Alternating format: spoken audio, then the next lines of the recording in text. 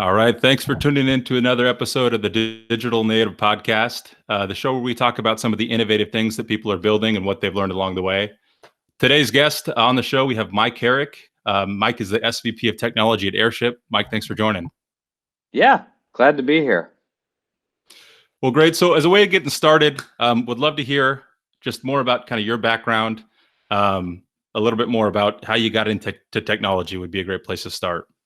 Okay, sure.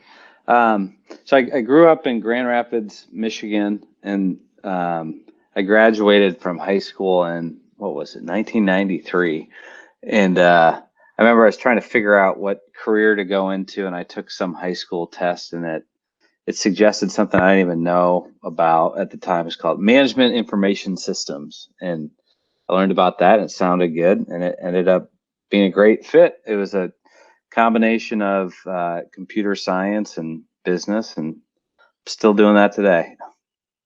I think you and I have discussed this because I was a management information systems grad, and I wanted to be a systems analyst, and I had no idea what that was. Yeah, right. And I learned more about it, and I was like, I don't know if I could do this. Yeah. Well, that's great. So tell me about your career path. I think you worked for some larger companies. You worked for some startups, obviously. Yeah. Would love to hear. More. I finished up at Dayton, I went to the University of Dayton in Ohio. Really bummed. They were number 3 in the country in hoops, and that was the best team they've had in 50 years. And with the COVID-19, that we'll never know what happens. But anyways, I finished up at Dayton, moved to Chicago, and I worked for it's Accenture now. It was Anderson Consulting at the time. That was a great first job. I got thrown into all sorts of great projects and learned fast. After that, I moved on to a .com startup called Seabridge Internet Solutions. Went through an IPO with them, lived through the .com crash with them. We got sold. I went to work for what's now Progress Software. And then after the .com days, I kind of was ready to move out of the kind of East Coast, Midwest, and move to Portland. So I got here in 2001. My first job was with Mentor Graphics. From Mentor Graphics, I went to a startup. A startup went sideways, but Liberty Mutual was our big customer. And so I worked for them for a number of years, and then kind of learned that really big companies probably weren't for me, at least at the time. And went to join this called CSI, Collaborative Software Initiative. It was a spin out from the OSDL, Open Source Development Lab here, and did that for 3.5 years. That was great. Built a public health surveillance and outbreak management system, and built some trading system software on Wall Street. So that was really great experience. Worked with a lot of cool epidemiologists, built some cool software. And then, almost 10 years ago, I joined Airship. And Airship at the time was like 10 people. And now we're up to like 325 people around the world. And I consider Airship, informally known as Urban Airship, to be one of like kind of the Portland staples in the startup scene. Yeah. A lot of people that are now in the startup world have worked there, know someone there. But kind of shifting to Airship, high level, what is it, and how are you guys different from what else is on the market? Yeah, so Airship is a mobile customer engagement platform. We started out focused on push notifications. We still send billions of those a day, but we when you boil it down, we help business to consumer B2C companies reach consumers on digital channels. Now we do all sorts of things with mobile apps, websites, email, SMS. We help our customers process data and kind of orchestrate journeys across all those channels. I think what makes Airship stand out is just the scale that we operate at. We send billions of messages a day. We have billions of active users. and really serve some of the biggest brands in the world, major retailers, major media companies, major airlines, travel companies, insurance companies. So we're really becoming a go-to platform for large B2C companies around the world to reach their customers. Got it. So really understanding and better targeting and connecting to customers for these brands. Yeah, exactly. And a thing that we've been working on really hard for the last couple of years now is what we call Airship Journeys.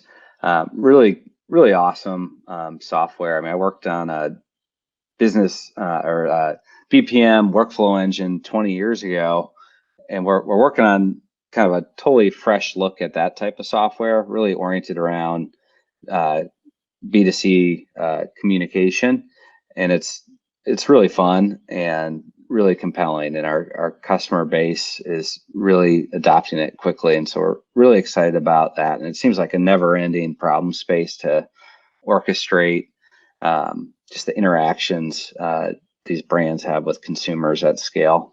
Right. Starting out, I came across a forecast model that you had built for OHA, or the Oregon Health Authority. Mm-hmm. Starting out, I mean, I think it's neat when you look at some of these big businesses and what they're doing, but to look at some of the startups and then some of the leaders of these startups, would love to hear more about what you've built. Just with the COVID-19 data. Yeah, Correct. Yeah. First of all, what I've done is very contrived. I was fortunate enough to work with a bunch of epidemiologists 10 years ago. And I've forgotten most of what I learned from building a public health surveillance system. But just from my own personal education, and just really trying to get my hands around what's going on in my community, Oregon and Portland. I just wanted to track the data, and what I was reading, at least a couple of weeks ago in the media, really just didn't give me much sense for what was happening. Like I'd read, kind of the to use the startup term, like vanity metrics around, what was happening, like this many cases, this many people hospitalized, this many people unfortunately died, and that just didn't help me understand what was happening and how concerned to be. And so I dug into the data and made a just a simple Google sheet, and just started tracking it. And the key thing with any of this stuff is the growth rate. And I've read a bunch on the internet. It seems like what you got to do to get a sense of it is to track like the 3-day growth rate to see what direction things are headed in. And so I've been doing that. I learned some features I didn't know in Google Sheets, so that's been a positive. But I think it's really early here in Oregon with COVID-19.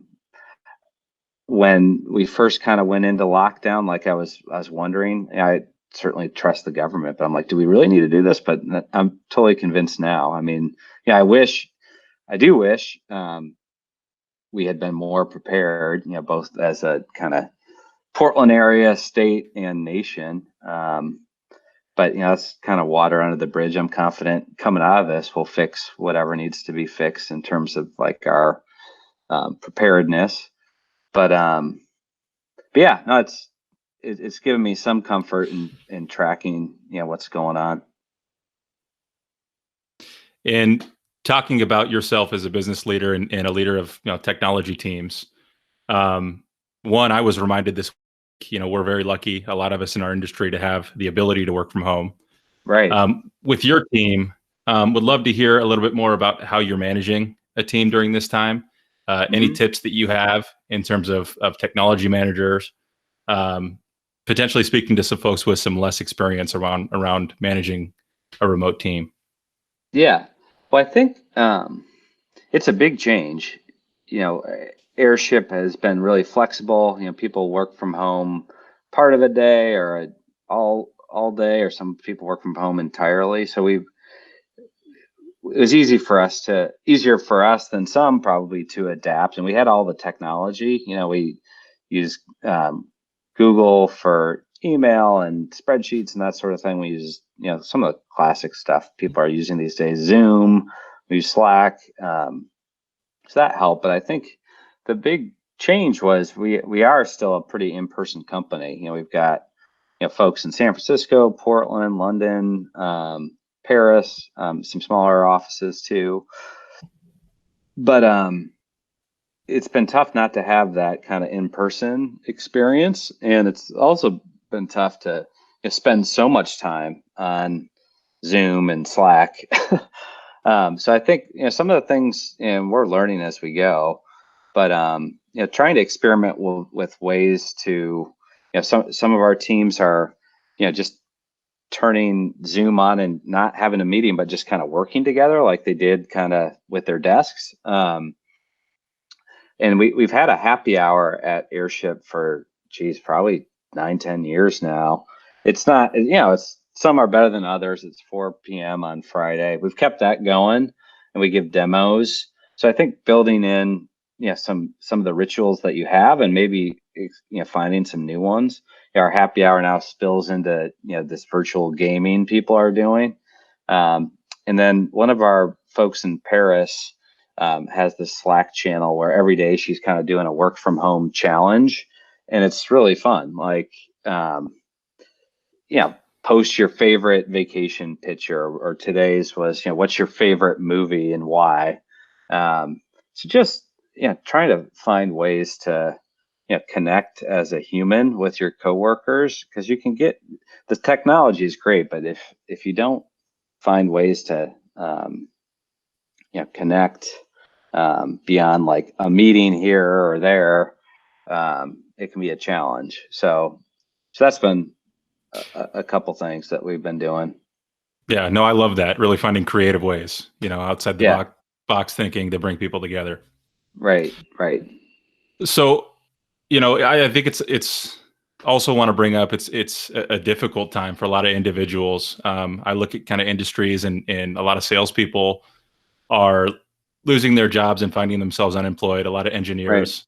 Right. Mm-hmm. I guess, with your experience and the vast experience that you have, speaking to folks like that who are newly out of a job, Right. or young people potentially looking to get hired, I guess, one, what do you look for when you hire people? And then Mm-hmm. two, what advice do you have for folks who are maybe newly out of a job or looking for a new engineering role? Yeah. So the stuff I tend to look for, and it obviously depends on the role, but I think some of these things would be true in any position. One is, of course, skill and then aptitude. I think the vast majority of people that we would talk to would have those things. I think what really makes the difference is, once you kind of meet those items, is, communication skills, and then just kind of enthusiasm. In any software company, there's good days, bad days, but the people that seem to succeed the most is the folks that really get jazzed about the problem that they're solving. And I've worked in multiple domains. I talked about I worked with financial software, insurance software, public health software, now marketing and kind of customer communication software. But I've never had a problem getting psyched about the problem and the customer. And so for engineers, the ones that I see succeeding the most, they don't have to get as good at it as a product manager or like a salesperson, but you should learn about your customers, learn about their problems, and figure out how to really like them. Because all these problems customers have are fascinating, and it's a lot more fun. Building software, I think, is fun regardless, but when you connect with the customer that's using it and have empathy for them, it makes it so much more rewarding. So I think that, surprisingly to me, often with engineers, they kind of miss that. That doesn't make them a bad engineer. I'm just saying, if you want to be exceptional, connect with your customers. That's great advice. And I love starting with the customer and the business problems they're trying to, and business Right, challenges they're trying to solve and not the other way around. right, Um, right. Well, and it's just such, I mean, it's so great. I mean, it's one thing, um, to ship software. It's a whole nother thing to see people using it. And it's the most rewarding thing I've come across is people, even when they give you bad feedback, like they want it to be better, and then you can go make it better. I love what you speak to about finding something you're genuinely interested and passionate about too. Um, Warren Buffett, he talks about, he was asked, what are the three things you look for when you hire someone? And he broke it down and he said, passion, I want them to care and bring some energy, Right, intelligence, and integrity. And right, those three things. And they said, which one is the most important? And he said, well, I wouldn't want someone with those first two things and not the last one working for me. right. Yeah, right. No, it's true. So, some of the beyond the pandemic, um, and just speaking to engineering and technology leaders, what do you think some of the other challenges are in the industry right now? Um, yeah, yeah. My hesitation is like it's such a black swan event. Yeah, I worked through first the dot-com kind of collapse, and then 9/11, and then 2007, and all of those um, were very hard. The challenge is as you get distance from it, you're like, oh, it wasn't that bad. But I remember being pretty concerned. I remember what those things did to the economy. Yeah, I think this is another one of those events. Um, we talked about the data in Oregon. Yeah, I can see the way out of this, and I know enough about this topic that, I mean, clearly we're gonna get through it. It's a question of, how long is it gonna take? Clearly, how long are we gonna kind of be at work from home mode, and then how long does the economy really take to regain its steam? But it will happen. It happened those three other times. It will happen again. So I'm very confident in that. Um, I think beyond that, in terms of challenges, kind of in the market, or just in general for all companies, is finding talent. Maybe that's going to be a little bit easier for a moment, but that's, like I said, I think it's going to recover fast. It's always a challenge. Um, and then I think just finding ways, particularly as companies grow, to remain fast, agile, smart, um, and that's, I think that still is so much about what it's about, is being able to execute the right ideas quickly. It goes back to talking to your customers, focusing on problems, but then also having the right architecture in your software stack, the right technology, the right team. Focusing on growing your team, up in their game. Those are the kind of classic challenges that I think we still have and will have once we get past COVID-19. And that's a good transition. You bring up the infrastructure. Airship has a pretty unique story in which you have experience on-prem. You have Right, experience with multiple cloud providers. right. Um, right now, you're running on Google Cloud. You used to run on a different cloud. Would love to hear kind of the story. What was the trigger or compelling event Hmm. that made you want to switch? Right. Yeah. So Airship started in the early days of AWS. Um, and, AWS is a great platform. It's not, yeah, it's not what it was back then. Even then, it was good. We found ourselves in a situation where we were growing really fast. We had, our software architecture isn't what it is today. Um, and so we got into a situation where we literally couldn't scale fast enough, given the kind of combination of where AWS was at the time and where our architecture was. So we kind of had to split the difference between our stack and a colo. So that was, and we did that for like 5 years. So we used AWS has a technology called Direct Connect, um, where you can directly connect to their platform from a colo. So that worked out for us for a time. But the problem with the colo was a number of things. I mean, there's the classic problems was,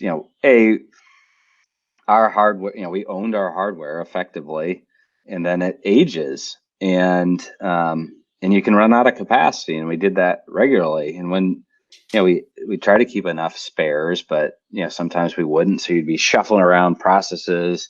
It was just a nightmare. So then the cloud had gotten mature enough a couple of years ago. I think it must have been 4 years ago now, and we decided we wanted to come back to the cloud, which we knew was going to be a massive project for us. But we were committed to it, and we talked to AWS, we talked to Google, and we ultimately decided to focus on Google just for a number of reasons. The two that I remember the best were, one, when we were in the colo, we were using HBase really heavily, and there was a much straighter line at the time. I don't know if this is still true, but a very much straighter line in migrating HBase to Bigtable than to anything AWS had. And then I think just we just, for whatever reason, our engineering team really connected with the folks at Google, and just wanted to bet on Google, and that's proven to be a good decision for us. And you guys were fairly early adopters. You spoke about the dev team. How were they involved, and then how was their reaction or response been since adopting the technology? Yeah. So they were heavily involved. I mean, basically we did a proof of concept.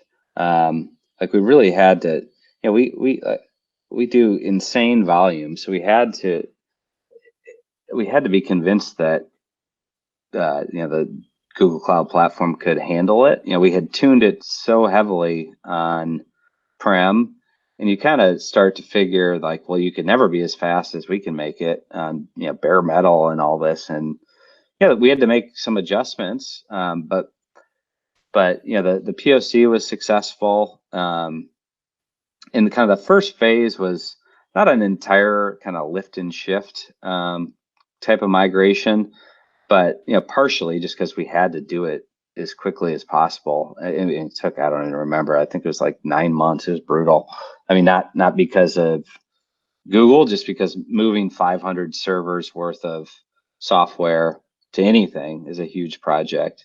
But we've gradually adopted more and more Google technology. Like we heavily use PubSub, Bigtable, BigQuery, and we keep expanding to leverage more stuff. We've kind of fully bought into the cloud model. Like anything you guys can do for us, we'd rather you do it, so that we can kind of innovate higher up the stack. I talked about Airship Journeys. We want to focus on that stuff more and more, and less on the kind of infrastructure level. Back in the day in a colo, like we'd have 3 people working on rebalancing some Cassandra ring or splitting a region in HBase, and those days are long gone. And that's been great because we're spending, we're spending more on R&D, but some of that money used to be spent on, our engineers had to focus on those types of tasks. Now they're optimizing our cloud spending or building our next product. So it's been a major game changer for Airship, working with Google. No, that's great. And some of the benefits that you guys have seen, I've read about, incident reductions being cut, kind of the speed, specifically with that World Cup story. Can you speak to some of that? Yeah, sure. We've got a graph somewhere. It's old now, but just the impact, over time, particularly as we completed the migration, just in terms of the production incidents that we used to have. I mean, it's dramatically less. We still have them. Everybody still has them, but it's like an order of magnitude less. I mean, a lot of these weren't customer visible instance, but they'd wake up an engineer. So it's things like just the quality of infrastructure Google has, your network in particular, given our use case, has just made things so much easier. What was the other part of your question? Like we talked about production. Yeah, just sharing. I think one of the stories I'd read was about World Cup. Oh yeah, And sure. Yeah. So, and we've got, I mean, the scale we operate at keeps going up, but back when we had first moved to you guys, the World Cup was like, I think we finished the migration, maybe 4 or 5 months before the World Cup, if I remember correctly. And I'm convinced if we hadn't moved, like we would have gotten knocked over because I forget the volume, but it was multiple billions of messages sent a day, even back then. And we handled it flawlessly. And since then, we've gone on to even bigger peaks, like any election or the last couple of weeks with all the news around COVID-19. I mean, we've been operating at huge volumes, both from the number of messages we send, but also the amount of our customers' data that we're processing. So Google's been great at scaling with us. Since we moved over, we've also turned up an instance in the EU where all of our new European customers go. And over time, I'm sure we'll add another instance in other parts of the world as well. No, that's great. And last question, GCP related. Any favorite products for you particularly, or folks on your team that stand out? Yeah, I don't know what my team would say, but for me, it's Bigtable.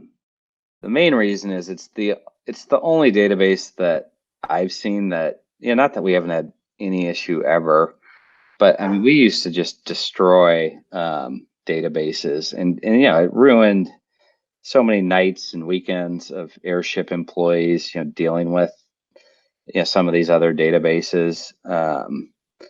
So just from a quality of life standpoint, Bigtable has given Airship employees, it's definitely my favorite. I love that. My second favorite would have to be PubSub. We used to run Kafka, and definitely don't want to diss Kafka. It served us very well, but we were also just terrified of it because we had so much volume going through it. So and it's definitely been a great solution for us. We're using it more and more. No, I love that. You talk about Bigtable the way that I tell my friends around, about the Google Home or the Alexa. Right. I had one in my house and they said, "Why do you need that?" And I showed them, "Hey, my 4-year-old wakes up at 7 o'clock in the morning on Saturday. Now she goes downstairs, she turns on her own show and I can sleep in." Yeah. That's great. Yeah, that's a good analogy. Yeah. So turning it more personal and kind of wrapping things up, as you've kind of evolved, mistakes that you've made as an engineering leader, what are some of the mistakes or any mistakes that you can think of that you've made that you think potentially other folks are making, and how have you evolved? Yeah. I think the biggest one, it might be pertinent to these times, is I'm a pretty passionate person, so I get there's the high highs and low lows of building companies, and I think what I've finally learned is that it's never quite as good or as bad as you might feel in a given moment or day, and so just getting perspective and keeping that in mind, because it's always proven to be true for me. Also, I think there's a lot of people having a lot of hard conversations with some of their employees these days, and I think just be real with people. People want to know what's going on and they can handle the truth, and so just lay things out for people and don't hide stuff, because people will respect you more for the more honest you are. And that doesn't mean, I'm not suggesting being like overly emotional about stuff. Like, I don't think that's a good idea either, but just be have humility, but just tell people. The worst thing for people is when they feel like they don't know what's going on. And I think people always feel a lot better when you're just honest with how things are and what the future could hold. And I think it's fine to tell people that you don't know. Like, hey, this is our plan for what's going on. We're hopeful, or we're concerned, and we're going to do X, Y, and Z. And then just say, and then there's a bunch we don't know, because nobody knows. And just those are a couple ideas. No, and I love, I think one of the most often missed qualities in a good leader is vulnerability. Right. But it's also one of the most important things Right. for those reasons you speak to. Right. So turning it to, I don't know if you have anything top of mind for this, but anything that you've changed your opinion on over the last year or two when it comes to technology? I would say that it's a little bit more than 2 years, but I think it's worth noting. When I still hear some people saying this less and less. People would say, "Hey, only use the cloud for things like compute and storage, but you got to manage everything else yourself, because otherwise they're going to lock you in." And I just think that is just ridiculous way to think. And nobody's shareholders would agree with that point of view, given where the cloud is today, because that means that you're doing a bunch of wasted effort when you could be innovating. And if like Airship, decided to move on from Google and move to some other cloud provider, like, we can get our data. Like, it doesn't matter that we're running HBase on Google. Like, that would just be masochistic in my view. Like, you're just wasting money, you're wasting effort. And so I think that's been a big shift for me. Like, I used to think like, we want to be in control of our own destiny, but what you trade for being in control is you're spending millions of dollars perhaps a year on maintaining this stuff that you could just let Google or another cloud provider do, and you could be building your business on top of all that innovation. So that's been a big shift for me.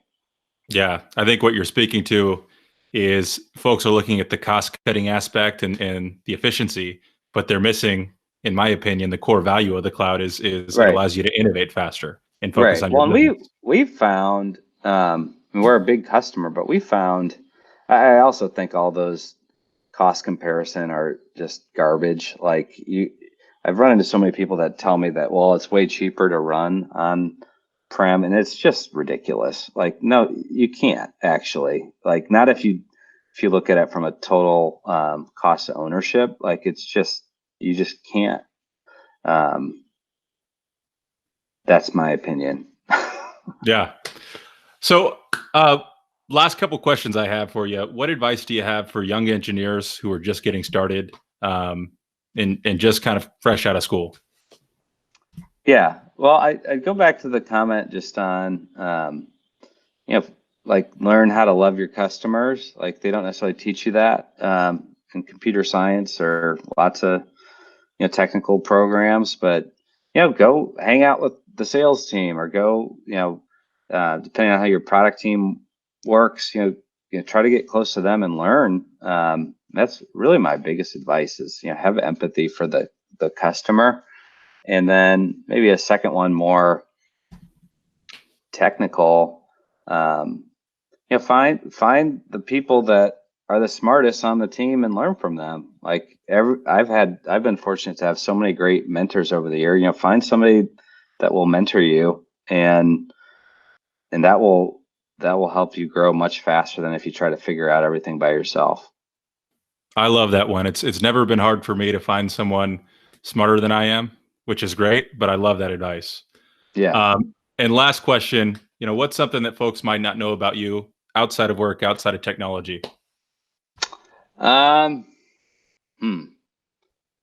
Well, I'll overshare. Some of my coworkers know this. I told them this story recently. It's not that funny, but all through high school and college, plenty of people knew my real name, but most people called me Fuzzy.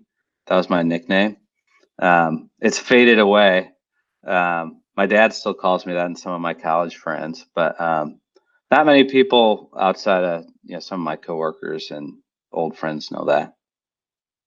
Was that a family name or come from friends or? No, I played. I wasn't very good, but I played high school hockey, and one of my teammates for some, most of these nickname stories aren't very interesting. Like he called me it and it randomly stuck. Fuzzy Herrick, I love it. Yeah. Yeah. Well, that wraps things up. Mike, I appreciate your time today. Thanks for sharing a little bit about, yourself, Airship. And again, hope for this is just to really bring folks together during this time, and highlight some of the cool things that folks are doing. Yeah. Well, thanks for having me. All right. Thank you. All right. Cool.